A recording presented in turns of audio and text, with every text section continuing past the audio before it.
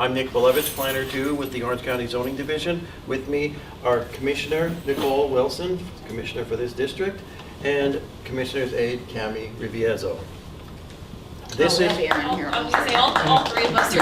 Oh, Drew's here too. Oh my gosh. Drew, I don't even, he like snuck by me. Okay, yeah, actually we have the entire staff here, so. Which is amazing, considering we didn't get. Okay, this is the opportunity to be heard, and we'll be giving everyone who wants to speak an opportunity to speak for up to 3 minutes. But the main purpose of this meeting is to present information about our zoning process and then talk about this proposal that will be just down the road from here at 1450 Windermere Road.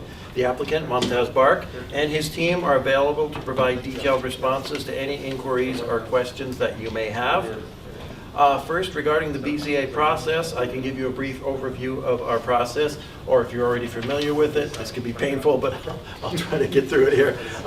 When an application comes in to the zoning division for either a special exception or a variance, we go through a process that sometimes includes a community meeting where we present facts for public input. With this input, and the information is submitted, staff prepares a staff report that is then forwarded to the Board of Zoning Adjustment. They conduct a public hearing where they review the facts, including what took place at this community meeting, and they provide a recommendation that then goes to the Commissioner and the Board of County Commissioners. The opportunities for public comment. Residents have several opportunities for voicing their comments or concerns, beginning with tonight, and then again at the Board of Zoning Adjustment meeting on February 1st. If for whatever reason you cannot attend the BZA hearing, you will also have the opportunity to communicate with the case planner, that would be me, dealing with this request. On the back of the notice that you received for the BZA meeting is a place where you can indicate support or opposition to this request and explain why. Any comments received either by mail, phone, or email are given to the members of the BZA for their information and consideration. It is very important to remember that no matter how you contact us, you do need to provide your name and address. Now, after that, once the BZA, Board of Zoning Adjustment, adopts a recommendation, there's a mandatory 15-day appeal period. During this appeal period, anybody can file an appeal against the decision of the BZA, whether it's for an approval or a denial. You can appeal against whatever took place. There is a cost involved to file. If an appeal is filed, or if a member of the Board of County Commissioners has an issue with the request, then a separate public hearing will be scheduled before the Board of County Commissioners at a later date to be determined. Where again, you will have the same opportunity to provide input as you did with the BZA. If there's no appeal filed, then the commissioners are satisfied with the recommendation, then the BCC will vote on the BZA's recommendation, and that would then finalize the process. Does anybody have any questions about the process? If we did not get the form that has where we can vote on it, I don't have that particular form. I got the initial. Let me tell you something, it's not a vote. Okay. It's not a vote, it goes into a staff report, which sometimes gets read by a BZA member, sometimes it doesn't. Okay. So stay plugged in, get my newsletter. Okay. We'll get you the information. Yeah, you can put in. email us for a copy of that, or you can make a copy of Yeah. anybody Sure. else's. Great. You don't can have also. I just want to be Email. realistic, because I think my community comes out for these meetings in hopes that the information that's gathered here gets well transmitted down the line, and sometimes it stops right after here, depending on how motivated the next level is to research what happened at a community meeting. Because they'll say there was a certain number of people that attended, that the tone was negative or positive, or that their concerns were X, Y, and Z. But as far as the ability to really effectuate or be heard, the two places are if it gets to the BZA or to the BCC. You can email, your case planner should be on the front of that notice. His email address is on there. So you can email your comments to him, and then we do include those and send them to the BZA commissioners. Perfect. That'd be great. At what point does your team create a recommendation? Does that go to the P&Z that's February 1st, or is that after that? Because the BZA, which is a similar body to the But you P&Z. actually will have a recommendation you'll present to them? Yes, we will. We're working on that right now. When do you have that recommendation finalized? It's being drafted right now. It'll probably be finalized in the next couple of days. So you don't want to take in this part of it. Pardon me? The feedback you're going to get tonight, you take that into account if you're saying it's already being drafted. We will put exactly what they said. You take that into account for your recommendation. Yes, absolutely, and we'll even put a paragraph about what happened at the meeting. That's reporting what they're saying. What I'm saying is, do you utilize that as one of the metrics for your own recommendation. Yes. The recommendation that you already started writing. Yeah, we started laying out the framework for the report here. I mean, they're so long and lengthy that we've got to start them early to meet the deadlines. Okay, any other questions, or did you want me to get into specifics here? Okay, this case, SE 2402-131, it's located in Commissioner Wilson's district. The property is zoned A1, which is citrus rural. Certain uses, such as a veterinary clinic with no outdoor runs, are permitted, but only through the special exception process in that A1 zoning district. And I will be giving you a PowerPoint presentation, which is going to be similar to the one at the BZA, showing details of the project. Again, you've got the case number. That is the applicant, A1 citrus rural zoning, rural agricultural future land use. Property's at 1450 Windermere Road.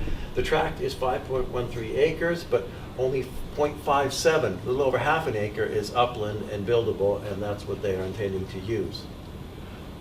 Again, the application submittal date was November 16th when they turned it in. The community meeting notices were sent on January 16th, and here we are at the community meeting.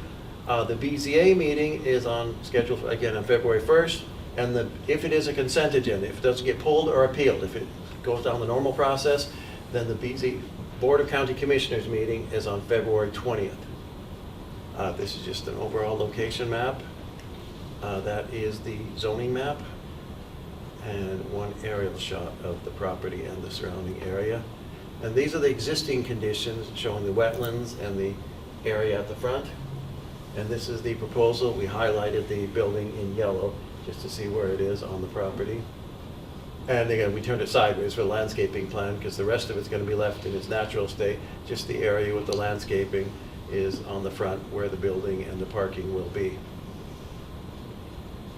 And these are the elevations and the site plan. All right, the nice little color rendering and the floor plan. And we can come back to any of these slides if anybody needs to see anything again. And this is just the property from Windermere Road facing west, a little deeper in the property. And again, as we mentioned, a little over 5 acre site, just over half an acre is upland to be developed. The special exception is to allow a veterinary service with no outdoor runs. They're going to be proposing to construct a single-story 4,200 square foot building with parking proposed on the site. Again, limited to that 0.57 acres on the front. The majority of the 5.13 acre site is wetlands. I could go through this if you need to. They are required certain parking requirements. They are meeting the parking requirements. Transportation Planning has reviewed the request. They've concluded the number of trips that's generated. And they're going to require a 210-foot northbound left turn lane at the project entrance. And they may be requiring a traffic study if there's any further expansion proposed. Excuse me, did you say there may be requiring a traffic study? Do we have anybody from traffic that could elaborate on that? The way it was presented to me was if they are going to go larger than what's proposed here, then they would be required a traffic study at that phase. But Why would they want to go larger? We're talking about approving a 4,200 square foot building right now, right? Mm-hmm. Do they have to come back to the board again? Yeah, they would have, if they want to do any changes to that plan, they would have to come back for another hearing, just like this one. Okay. Okay? Can you repeat when you said the two left-hand turn lanes, what was that? They're They're gonna- one left, 210 Now, you went foot kind of long fast on left that. turn lane, and while they're sitting in that left turn lane, they're going to block the exit out of the reserved building. And school traffic, yeah. Traffic that already backs up to the traffic. Yeah, that's the way the queue goes for the school, so that's, So you're adding a left turn lane? I mean, that's It's all not, there. the left turn lane is not on the site plan now. No, they're going to be required at the time of permitting to put that in. I believe from what I... And you're asking us to look at what you're showing us and say yes or no, or we like it or we don't like it. And what we see from what you're showing us is that we don't like it. or that it's at very least incomplete for the consideration of things like that this is the queue for, that is, like, so if you come out here and you look straight over, obviously the applicant knows, residents know, just to let you know, we can see the property from right here, and this is the car lane is right, so you can literally queue up in front of that on, I don't know, depending all on cars business going out of hours. that main entrance. Yeah, and then where the back of the neighborhood subdivision right here empties out, it's all in the same. Cool. Same. It's a problem in the morning and the school time. I also live in the neighborhood, so the Windermere Road, there's no traffic other than the rush hour for school. Yeah, I'm just making them aware. I think, I think I even emailed this possibly to Jennifer, and she said it's not part of the analysis, and my response was maybe it should be, because I do think that the earlier we know these things, once again, and I spoke to the applicant earlier about this, the earlier they understand, the better chance we have of getting a good outcome. So I'm not picking on the applicant. I certainly have the, respect for the process, but if we see a position in the process where we think this information would have been good, as you prepare a staff report, understanding that it's going to be a safety concern, not just a convenience concern. We were talking about children, many of them ride their bikes to the neighborhoods all around here. So not just cars, we're talking about pedestrian, we're talking about only one sidewalk on one side of the road. There's not a sidewalk on the other side. And I know that was in the rendering, but ideally, that sidewalk would connect to something, but I know you're probably only required to do a sidewalk in front of your parcel, which means it's a sidewalk to nowhere. And many of the pedestrians are coming from the community that's right there. And there is no crossing guard there at all. There's no crossing All guard. things that I think is important that they know No, very early not even on. during school. The crossing guard is only for this Westmere community. Because Around it. I live in that, and my kids used to come there, no crossing guards at all. I mean, right now, there's no sidewalks, so there's no reason for a crossing. Yeah, but there's That's so the many crossing. kids that come, they cut across the street and come on that sidewalk Okay, you and do? come through Okay. there. Yeah, well, their street over there, they literally have to do Frogger to get to the sidewalk. Cross every day. They've been waiting forever for. By bicycle crossing Windermere Road, and if anyone knows, the school zone ends, and all of a sudden your right foot hits the floor. Out here on Windermere Road, 40 people, miles. they want to go 20 miles an hour so they don't get a ticket in front of the school. And then right here around the bend to straight away towards Windermere, 60. they want to do 60, 70 miles an hour. And my kids twice a day have to try and cross that. So now add 90 trips more to that community for people. It's a little bit crazy. And I think the traffic pattern has increased, not just during school time. I would say in general, the Right. road is busy. I mean, Yeah. this is like across the county. If you look at the traffic counts for each road, we're looking at McGuire. It's just doubled in the past 2-3 years. It went down during COVID. It dropped a little bit, but then it actually went from 12 or 13,000 trips per day to about 33,000 trips per day between 21 and 24 or 23. That's where the counts are. So yeah, there's a lot of traffic in the county. A lot of traffic in the county, and pedestrian safety is a huge problem here in this area.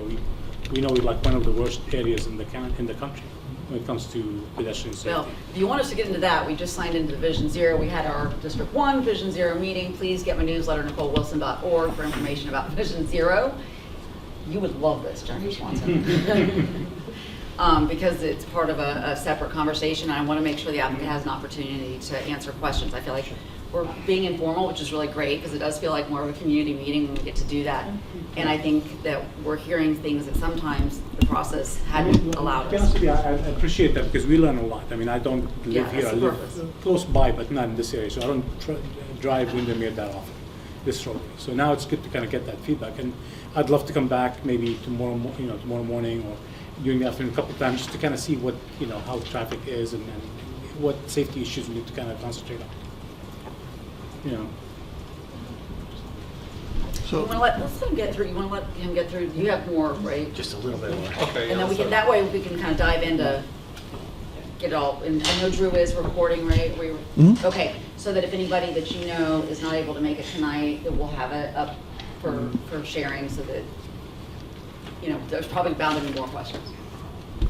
Well, I'll just say, I could sit here and read the EPD comments that we've summarized, or we could have our staff from EPD actually give a much more knowledgeable presentation or follow up with any questions. I mean, the main thing is that the site is the majority wetlands. They need to have a 50-foot average buffer, which would be minimum 25 at the smallest points, from the wetland area to the development. That's summary in a nutshell, but I certainly, like I said, could have EPD elaborate in a much more educated fashion than I could on the environmental findings. And that basically is the end of our slideshow. At this point, we would, as we said, we'd like to turn it over to the applicant, Momtaz, if he has anything he'd like to add, and we certainly can let him take over with his PowerPoint here. Good evening. I think we've been talking, so I'm just going to stand up right now. Just to kind of mention something about the wetlands. There's going to be very minimal impacts to the wetlands. It's about 1,100 square feet of wetland impact, just because the building configuration is just going to have to kind of extend a little bit into the wetland area. The buffers that he was mentioning, we are impacting the buffers because the property is very narrow. Between the water line and the roadway, there's not much a lot of property to kind of provide that buffer. So we are impacting the buffer, just to kind of let you know that, or at least we're proposing to impact it. And here, we can show you a little bit more about the site, but I think you've seen it, unless you want to see a little bit more detail on the site itself, the layout. So you can have questions if you need. In terms of, if you would, let's show the site. Sure. Do you have the PDF? Yeah. We'll open a bigger version so you can zoom in and you can. The entrance into the veterinary clinic is directly across from the Reserve of Windermere entrance as well. Yeah. Why can't that be flipped and moved down to the bottom of your parcel property? So we're not. You're talking about putting it here? Yeah. It's just because the wetland and the water line is kind of narrow here, so it kind of pushes everything toward this side. And it's difficult to put the driveway and shift things that way because it would be in the wet areas. It's all parking lot, why couldn't you have the entrance, literally what he's saying is, why couldn't you have the entrance at the bottom and not at the top, where it doesn't impact the other neighborhood? There's some design issues that we came across. The site is kind of low lying. So for us to kind of... It's all parking lot, so it wouldn't make a difference, right? It would, because we're raising the property. So if you have a direct access from here, from wherever if we have direct access into the parking lot, we're going to have a very small driveway, and we need to kind of go up a certain amount of feet to be able to kind of get, the stormwater done properly and all that. So we have to raise the site, and we can't raise it by just going directly into it. And I'm going to ask, I'm sorry, I'm jumping in. Sure. If you raise the site, that takes care of your site. Yeah, but we are. But we have people here that will be backing up to the site. You're not raising their site. We're not raising their site. No. So they will inevitably get the downflow from that in the street. We're capturing everything that's going to come up from our project into underground storage, and we're oversizing that exfiltration system because of the water table conditions. So we're going to have a lot more capacity in that system than it's needed. How much are you raising above, say, the level of... Let me see if I can remember that correctly. We're going from 90, like about 3 feet or so. How much? 2 to 3 feet. 2 to 3 feet. 2 to 3 feet? Yeah. Above the road? No, above where it's at now. Well, so if we're looking at the road, how much higher is your site going to be on the road? Can you bring the... Because the road already floods. That's what I was telling them when I The go roadway, if I go on a run and I do the loop, right? We all do the loop here. No, the flooding is can't toward get through there, on our property, right? No, the flooding No, goes it's across over the onto the street. It goes up onto the other gentleman's property north of the street. Do you have an aerial? Can you pull up an aerial? And I'll show you exactly which way the water goes. There's one on PowerPoint, in my PowerPoint, the fourth slide is... Sorry. But it is just because if anybody has walked through there, you can literally, it's a river, and you can see where these wetlands are trying to reconnect. Yeah. Right there. Yeah. Okay.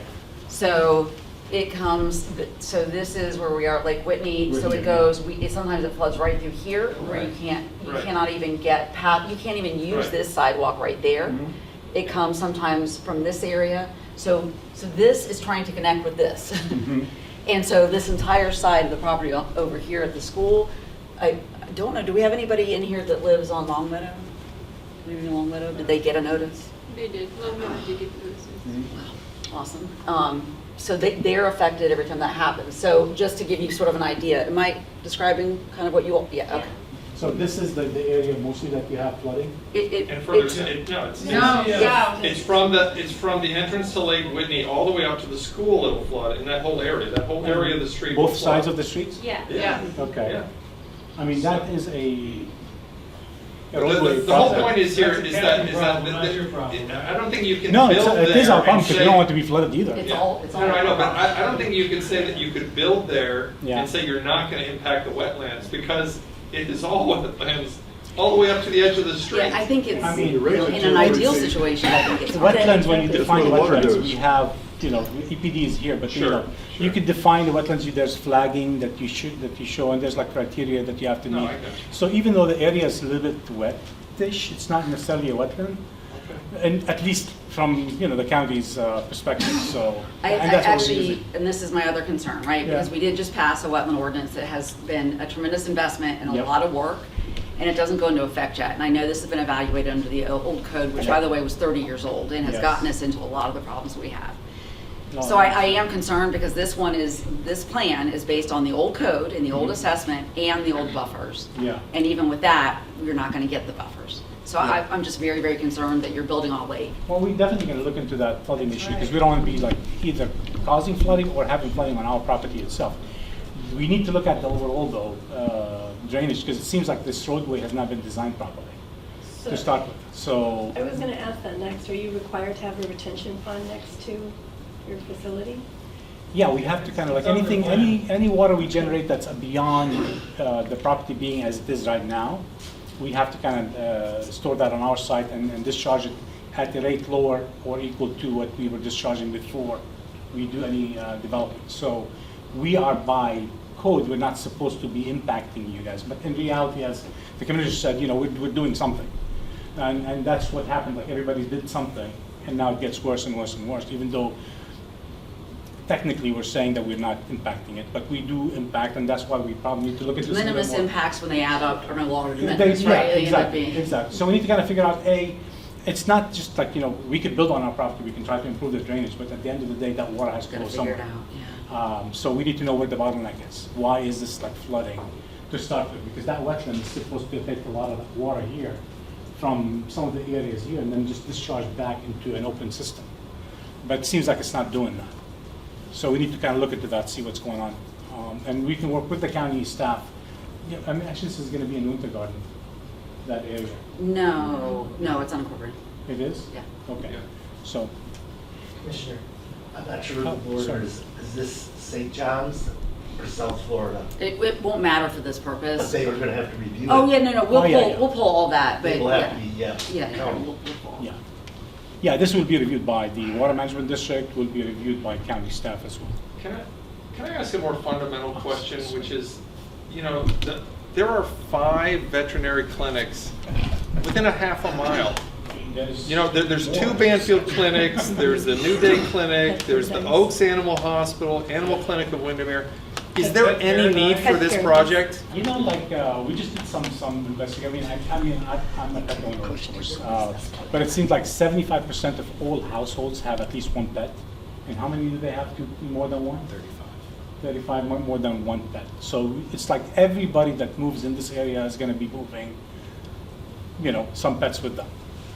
So there is a Do we need. need more people moving in the neighborhood? I'm not trying to be I'm with you. difficult, I'm just If we saying. can move people out. I mean, if traffic's a it'd be problem, better. if flooding's a problem, do we need more people? Is that a solution? We live in Florida, and I've been here for a long time, and I see what you're saying. It's just really, we don't live in Florida anymore. It's like, it's just too congested. No, I don't know. I'm traffic. not giving up. I love it here, so I I do think love this is, it, yeah. I so appreciate everyone's time, and I think we have to But like I say, work through these things. when to I get the moved here best. 17 years ago, I didn't decide to move to Dr. Phillips, where it's Yeah. just suburban sprawl. I decided to move to this area that is a Because- little bit more rural, where there's a nice residential, long street that just houses and rural property. But what's happened, especially on Windermere Road and Toman Road or whatever, is that all of this is being teared down. They just ripped down all those trees at the corner That's one of our. of Stony Brook. Yeah, It's but terrible. what I'm saying is that like this is a rural road with It's a residential area with an residential, direct elementary residential. We school. don't need With wetlands. additional Commercial property. stuff here. And then we've already dealing with the school. I mean, if you haven't seen the traffic here, then I got to tell you that, I mean, it's I bad. need to come- It shuts down the whole road And I for have to about come. an hour and a half in the morning, hour in the evening. It's not insufficient. It's not insignificant. So. Can I respond?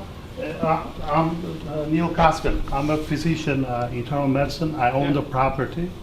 So I've been living in the neighborhood for the last 24 years. I'm a former resident at Windermere Crossing. My house was next to the wetland, and it was for sale. 20 years ago, this land was for sale. Then we got a memo from the county for rezoning and impaction. There was a builder trying to buy lots split for 5 one-acre estate homes and mitigating half of the site. Since I was in the neighborhood, I bought this property from the seller before the developer to protect our neighborhood. I've been sitting on this property for the last 20 years. I just moved the resort at Windermere. I live right across, which I share the same back access. When I hire my engineer, I ask him specifically, please do something under the code which is allowable. It's A1, the Swiss agriculture area. They allow veterinary clinic. I wish I can do a medical office, but they wouldn't do it. I wouldn't challenge the county. And I asked him specifically, please design something not to touch the wetland, preserve the nature, make sure it's a green project. So we were very careful when we designed the building. I even asked him, can you make the building smaller, not to touch the wetland? I don't even want to impact for 1,000 square feet. But he said there's no way, it's going to be too narrow building, it's not buildable. So that's one of the reasons we It was never buildable. That's why it was listed for over a decade. It said, for cell tower use only. That's for over a decade. I mean, you were there when cell tower came. I didn't give the cell tower because of the magnetic waves. I didn't want to have a cell tower in our neighborhood. I'm the one. They offer me a 50-year lease for cell tower. I'm the one prevented. So cell towers work. Cell towers down there, that's why. But at least I live right across, and next door I save the neighbors from the cell tower. So, and I just want to make sure we kind of stay on track, because I do think it's important we're having a conversation about the concerns and why and what the rezoning means. Yeah. It is a process, and, you know, obviously within the parameters of property rights and property law, people can come forward and ask for rezoning and ask for an application and use, and we have a process in place. So right now, getting this information, I think it's helpful. We hopefully are getting sort of fleshed out the things that are top of mind. I know, you all know, I live right there. I am also super concerned. For me, it's a safety thing. I'm very concerned about safety. Number one for me are the children that would be crossing potentially where people are coming out of the vet's office and looking for cars, not kids. Yeah. And that, you know, one of the things we moved here for is that we knew we'd be able to walk and bike our children to school. And we did for all those years, and they are still doing that here.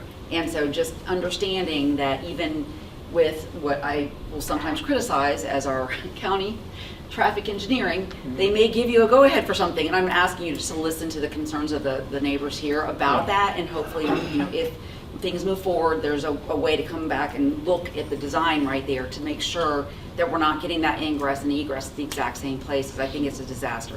I think it'll be a disaster. You know, based on the feedback that we're getting today, it seems like there's some issues that we have to kind of look into. That safety issue, I mean, I didn't know that there was a safety issue there. That for us is a very important. I mean, I know you don't think I know, because I don't live here, so I don't know. So I think it's probably a good idea if we can request a postponement to the case for the next hearing. This way we can get with traffic engineering to see if there's anything that they could do to help. Because while we're doing this, we could try to get the county also to help us to kind of alleviate some of these issues. Drainage is a big issue. I mean, that's not something that we can easily fix because we're a very small property and this huge area. It might rain on Sunday. What? I will come and look. I would love definitely come and look. I know we talked about the drainage issue on this side of the road across the street, but if you look on the other side of that wetland, all those houses. Yeah. Where you work? Yep, right there. If you look at all those houses right over there. Yeah. Yep. Yes. Those all connect to that same That's a wetland. conservation area. And it's all conservation. So the area that you take up there, that water's got to go somewhere. Yeah. It floods that whole entire road right now every time that we have bad rain, and it's just going to get further. We've Okay, had so families during have to invest pushing $200,000 in new foundation this year because Like of the Robert's damage. mentioned, I'm sorry. What was that? water onto those houses? It does. Like in front of Christmas, that drain, that thing flooded before it rains, and now it's flooding like 2 blocks down the road from me. Yeah. Because There's nothing. we can have another conversation. Yeah, I'd like now, this is like, there's supposed to be like an My job is outflow to- from here, there, I was 22 when I started this 3 years ago. so. This is really probably. Yeah, we'll have a- we'll get Yeah, there. get stormwater to kind of help us out with some of this stuff. Because I think that evaluation is. So do you Okay. get that on a regular basis? Well, on a heavy rain. If we get a sprinkle, no problem. We don't have rain, no problem. You put Yeah. us in a heavy rain and we have an issue. Now what happened is it's because it's ongoing, now those residents currently are having issues because it's been 20 years since their house is there and something has changed where, you can look out the back, you can see the water coming up closer and closer. It's never been closer to those houses than ever before. Well, So there's, the more that we cumulative take. impervious surfaces, and then on top of it, I think our rainfall Right, totals so are. I live right behind that retention pond that you can see, the wetland. From my second story, I could look out and see glistening water. Like, I know that looks all green, but that conservation area is a swamp. Like, when it rains, there's standing water. There's It's gators a back lake. there, there's otters, like, Yeah. it's not supposed to be a lake, it's supposed to be empty toward that lake over there. It doesn't. And apparently it's not doing it. This is my former residence. I used to live there. The reason I bought this property to make sure I'm aware of that flooding problem. My backyard flooded here. That's the reason I bought it here, to protect our neighborhood. Well, we can put it into green place if you want to talk about But that. if you want to preserve as a neighborhood, let's preserve altogether. But there's a price needs to be paid. I've been carrying the mortgage for the last 20 years, so I'll be really respectful. I respect the nature. That's the reason we are not touching the wetland. I'm trying to build this dry part only. I'm gonna retain my own water, underground parking retention system. We're gonna respect the nature. This is a green project. The neighborhood friendly green project. We are preserving 4.6 acre as a nature. We are not gonna impact anything. I'm trying to utilize this small dry part only. That's the reason we got a very small project. It's gonna be wet clinic and a wet motel. I got a small Yorkie puppy. But you're gonna They just have to put it- raise the property back. But right now, we're 2 feet below the Yeah, but see- asphalt right now. But that's gonna have, by doing that, naturally, you're gonna impact the wetlands and hence impacting that entire street and then the street that's to the south, which I just had pictures of when we're wet on Walker Pond We're all Road, county as a whole. people are swimming to get to their mailboxes.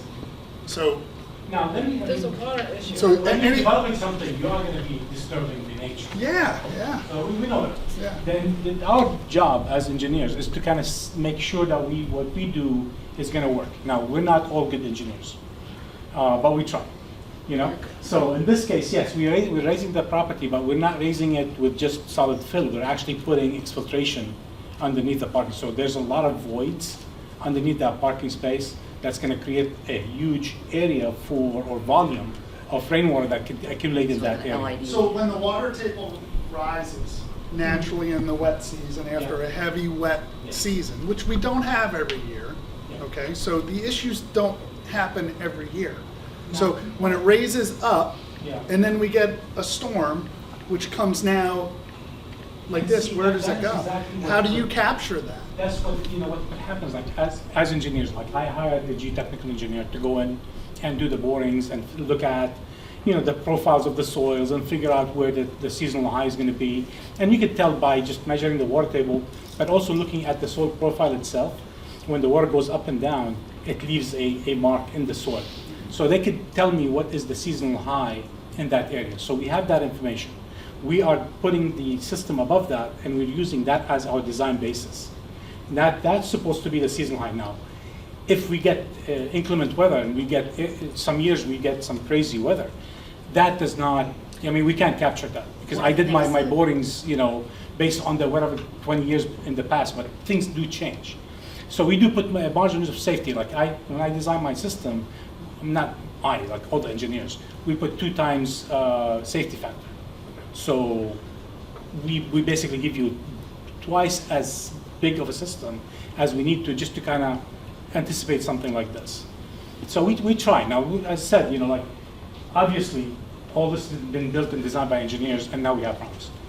Well, I think, and I'm just going to defend the engineers here by saying that I think the science on wetland and absorption got better, right? Yeah. So part of that assessment, I don't know if anyone's had an opportunity to look at the wetland assessment that was done, but what it showed was that the buffers do protect what that wetland, the flood mitigation, right? That if you have that buffer, that it protects the integrity of the wetland. And I'm totally mutating this because I'm not an engineer or a scientist, just a lowly lawyer.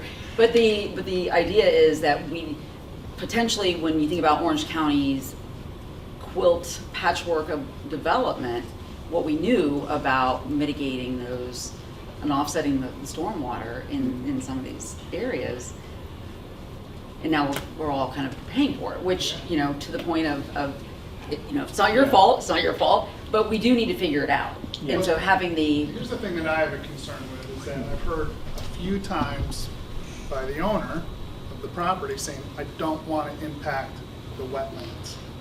Please design me something because I'm a resident in the area that I'm not going to impact the wetlands. But that can't be done. That's what I've heard, I think, twice. So Can you repeat, didn't you say something about the buffer? It's supposed to be 25 to 50 feet. Yeah, sure. But you said We have it That's wasn't quite. That's a landscape. No, there is actually like wetland buffers that are required for us to But you maintain. said that you can't do all the full buffer? Yes, we cannot So do the you're whole less buffer. than what's required? We are less. Based on the old law. What Yes, is based the on buffer? Do you see this area here? Yeah, that I hatched know it area? says buffer, but what exactly is it? You've got the wetland line, and for you to protect the wetland line, you have to kind of buffer away from it. So what he was talking about, when we have a Yeah. high water. No, no, because Adding of- for Rural flood. zone? Adding for. it's not a flooding issue per se. It's not. It's just to protect the actual wetland itself. So you give it a buffer. Now, in terms of like flooding, we do deal with like, FEMA and whatnot. In this case, FEMA does not have any information on this site, so that's why we didn't think there was any flooding. Usually like on these water bodies or these depressions, there's what they call a floodplain. So around every lake, there's a floodplain. In this one, it did not have any of that. So we need to investigate, see why that is, and also find out why it's becoming an issue, because this was designed, when they designed the subdivision, it's supposed to actually be connecting to different systems in the county, so that water eventually goes to St. John's and then goes into the ocean. But something's not happening. So we need to find out if it's a maintenance issue or if it's a design issue. Most probably, it's probably a maintenance issue. But we don't know. That's why I'm saying like we probably need more time to kind of investigate that, because we don't want to build something and create more issues and have issues as well. So we definitely will be looking into that, Commissioners, if we can. And of course, we'll get back. If we can't resolve the issue, then we can't resolve the issue, and I'm going to have a discussion with. Well, no, I so appreciate, Yeah. I really appreciate the back and forth No, dialogue. and same thing with traffic. I mean, traffic, currently there's about, I think last count that the county did on Windermere, there's about 6,000 vehicles a day that go through that roadway, which is a little bit surprising for a local. I mean, it looks like a subdivision. It's like a very residential road, but it's not really a residential road. I mean, 6,000, that's good traffic. Yeah, my issue is that this is a residential neighborhood. Yeah. And you're putting in a commercial business. The last thing I want to see when I'm going out that back gate is parking lot. Honestly, to be honest. And it's not, I don't care if it's veterinary, I got animals, it's just that's not what I would like to see. It has nothing to do with you personally, it's just... Oh, we understand. He's been out to District 1 community meetings before. He's How can I'm actually sitting on this seat, it's like, no. Yeah. But this is like an A1 zone land. We have There's a certain number of things that can be asked for. development rights. We could do certain things in there that could be as adverse. But I really don't like that extra lane of traffic going right there either, because, there is a curve coming around. Yeah. Now, I And don't you know. already said people are driving 60 miles an hour. Yeah. Now this, again, we need to look at this and see if there's anything we could do to do the traffic calming and do some, like actual crosswalks that raise crosswalks, lit, and, signs and all that. because it seems like it's a huge issue I've for the been fighting community. for the one right out here since the beginning of the time. Yeah, No, but but I love if but I can get a there's- partner on fighting for that. Yeah, if there's a developer, I mean, we could, because we're gonna be paying for some of that stuff, so the county is gonna be working with us on this. You know, unfortunately, it's gonna come out of your pocket, but it is an issue, and we don't wanna be, you know, you live in the neighborhood and you need to deal with it. Yeah, yeah. My name is Francois. I live on Walker Pond Road. I own the first two residential properties on the right-hand side. Both my properties back up and touch this property. Go back to the aerial, I'll show you. I mean, the one that was, It's the one that we were talking about before when you came in? Yes. Okay. So the first, it's not the corner house, that's Windermere Road house. The second one, right there, that's first Oakland Walk Road. And the second one, yes. Okay. Those are both my properties. Yes. I do know the way that wetland flowed up and down when we had bad storms. Like my kids went to school here, Lake Whitney Elementary. We walked them. We took a golf cart here. I know the traffic is bad. It's dangerous for the kids across the street. But above and beyond all the flooding, the safety, the traffic, I expect a certain quality of life, peace and quiet. I am pro-development. I'm not against the property being developed if it's developed properly with considering the wetlands. But I am against the commercial property going there. I am against a veterinarian going there. I have a neighbor of mine on the corner there, the first house right there on the corner, has about 17 dogs. I've been trying to be a good neighbor and call them and text them at 2 o'clock in the morning, at 5 o'clock in the morning. Yeah, so the last thing I want. You're actually convincing us to put that in, because now we have a good client. Yeah. I hear those dogs sometimes. And I've now decided I'm not going to be a good neighbor anymore because he's a horrible neighbor, and I'm calling code enforcement 6, 7, 10 times a day because these dogs bark nonstop. So now they have them inside the house. They've done construction in the house. They've turned the garage into whatever it is. I still hear them inside the house. So the last thing I want, even if there's no runs on this veterinarian, the last thing I want is a veterinarian there with more animals barking, making noise. I'm pro animals. I have chickens, I have cats, I have a dog, I have fish, I have turtle.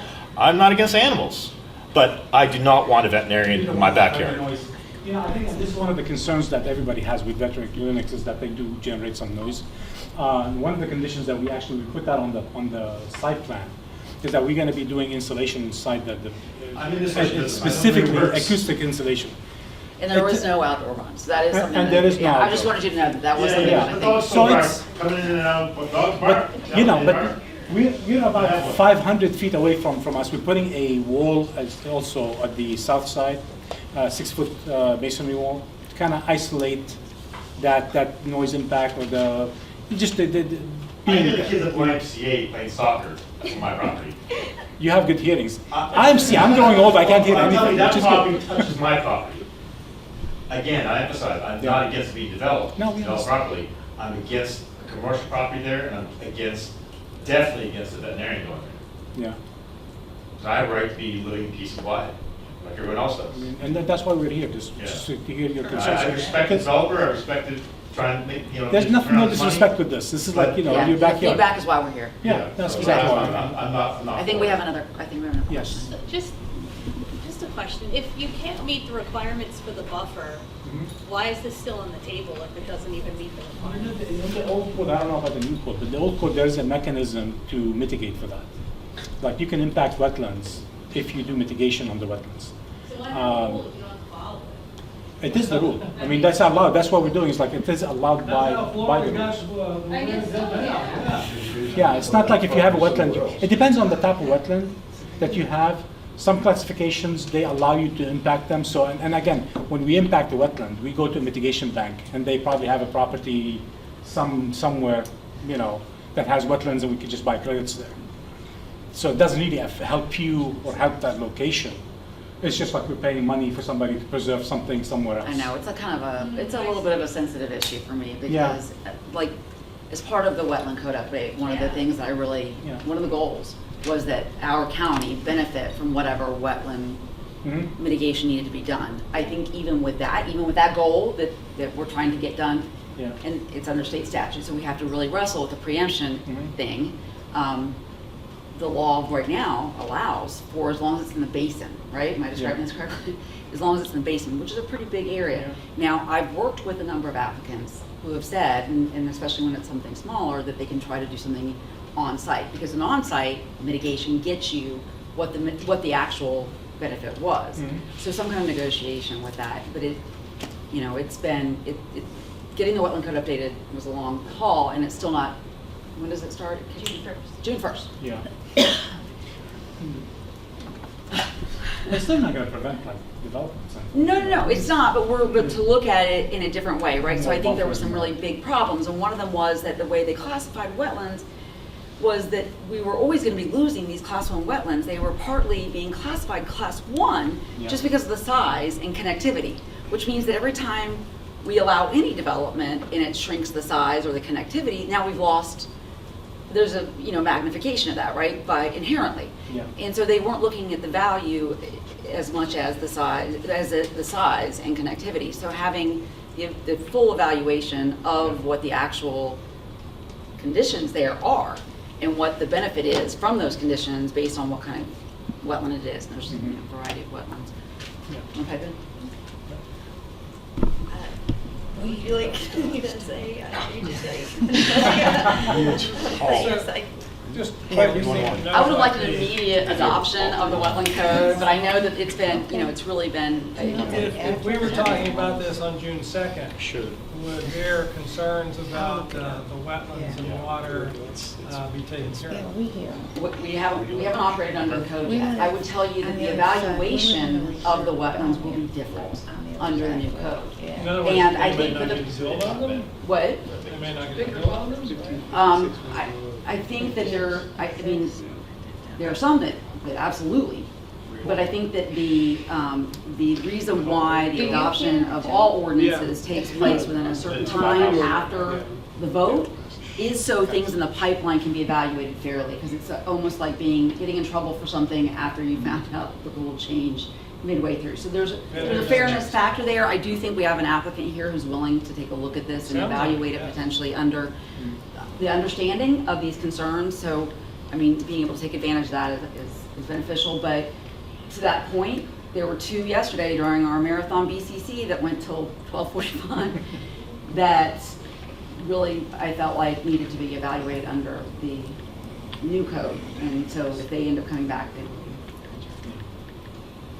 As far as the business is concerned, is the veterinarian going to purchase this piece of property and it's going to be the land and the hospital, or is this going to be a rental thing where they're renting the space out and then that particular veterinarian can leave and another veterinarian can come in? How are we looking at using that space? Well, we are planning to develop and rent it, so I'll be controlling. But how many veterinarians is it? gonna Just be? one veterinary use. We're How gonna- many? One, 4,200 square foot, you're going to need more veterinarians to make that thing profitable. then we can get 2. You're going to need multiple.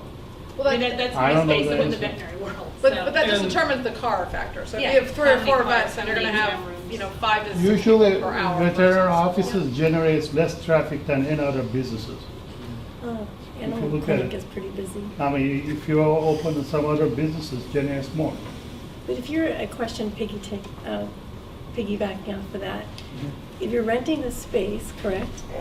So hypothetically, once his lease is up, it could potentially go to someone else, that same building, And it becomes and something. become another type of business. No, at that No, point. it would be restricted use only. Be It's all restricted. restricted, yeah. Basically, this So they will control that.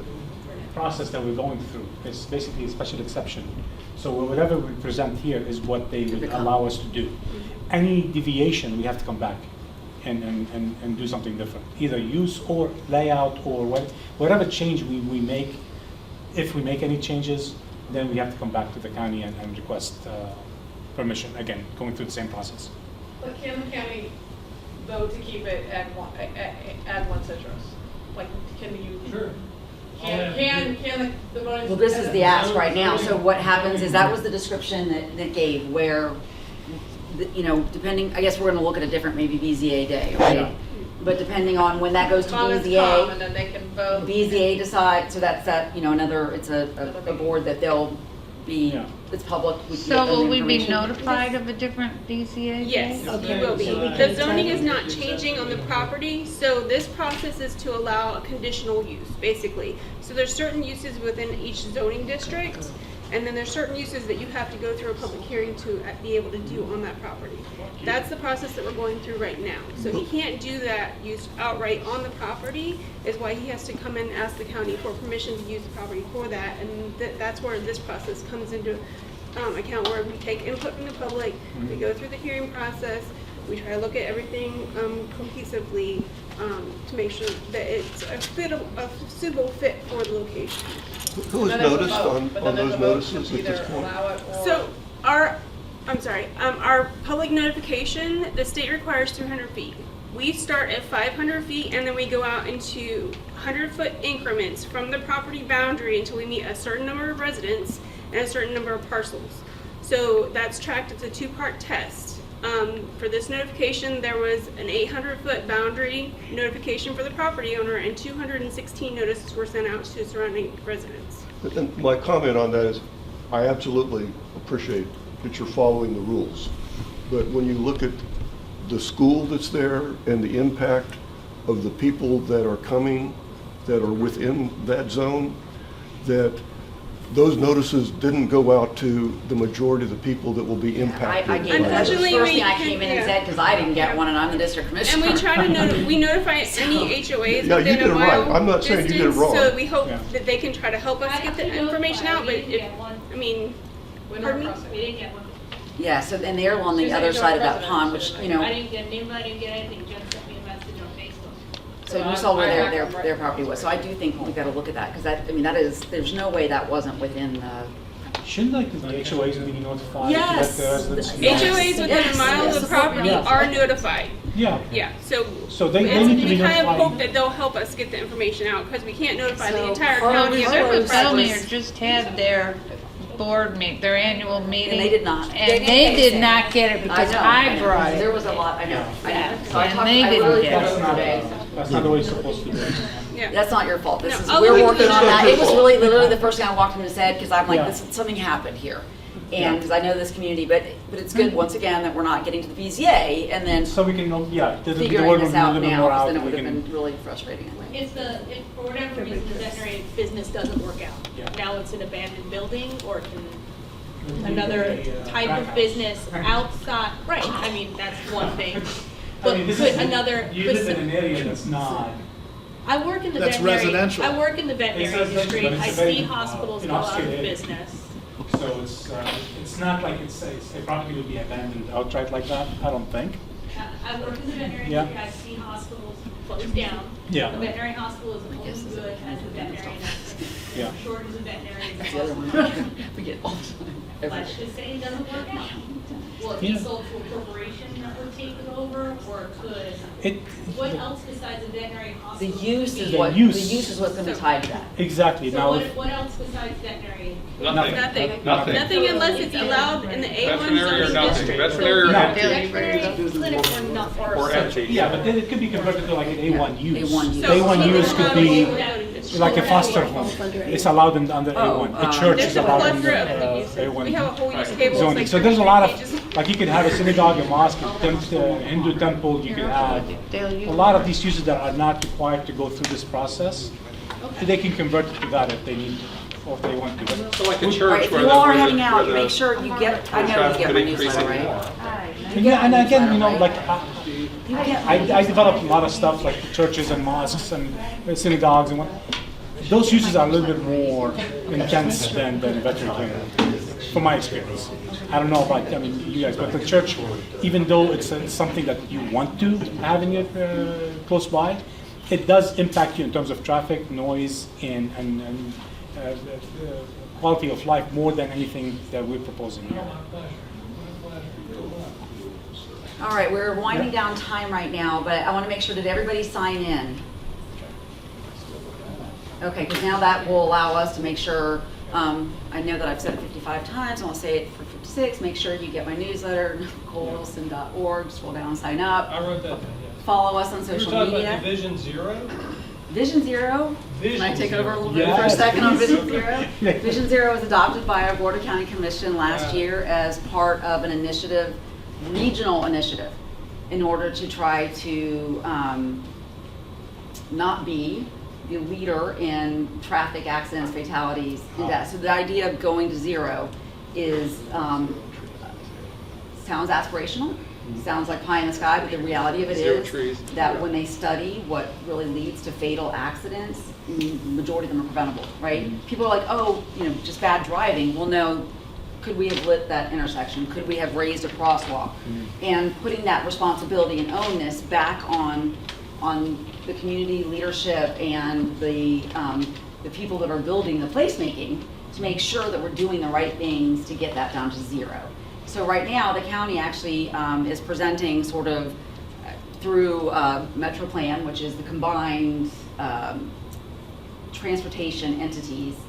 They're doing a presentation. Go online, go to ocfl.net Vision Zero, and take a look at it because there's a survey. And one of the things they're doing is actually asking, because they have a heat map of areas, and they're asking for feedback right now where you've seen these things that are a problem, that you're like, this is always happening here, or any second now this is going to happen here. And so they're focusing on some of these areas that we know it's a design issue, or we know that there's something going on with the way that it was, that we lit it, or the very basics. So some of it's going to be a higher end, right? Some of it we know we need to be able to go back and build wider sidewalks on places like Apopka Island. Why we have a little teeny tiny narrow sidewalk in Apopka Island is crazy. But some of it is really as simple as figuring out where kids come out of a neighborhood and don't take the marked crosswalk, take the shortest path. And all over the county, where they take the shortest path should be where we're focusing, not pushing them somewhere that they end up in harm's way. Because then we act surprised. We're like, well, they didn't follow the rules. And that's not how that should work. And I think about you all over there on Walker Pond Road and how, all those kids coming across and, it's terrifying. It's terrifying. It scares me every day. Yeah, so, but we need resident input and feedback, and we need people on the steering committee, and so right now it's a build-up. I'm looking at former volunteers with me, I'm like, because it really does take people who have been interested in this and, and do see the potential, because not all these fixes are gonna be high-dollar fixes. They're really sometimes really common sense, but we just don't have the right eyes on them and the right feedback going to the places and people who can go back and do something about it. So, Vision Zero. All right, any other? The engineer, your engineer, mentioned a couple of times during his conversation that maybe you ought to go back and study some things a little bit more before he goes to the zoning board. And that's what we propose. But I didn't see you're the guy who pays your bills. He's Not his engineer. I'm the owner, I'm not the I engineer. know, yeah, that's why I'm looking at you. So he's not happy about this. So should I be ready to go to a meeting on February 1st, the zoning appeal? Or you gonna go back to Officially, zoning? we're asking for a postponement. I don't would know, be- Nick, can you, Just send us an email so we have it in writing, okay, please. I'll email that tomorrow. Great, So when And we we have definitely that not gonna have meeting, it. good. thank you. And if you want to have another community meeting just after we find out some of the information, That'd be it's probably a good great, idea yeah. to come back here.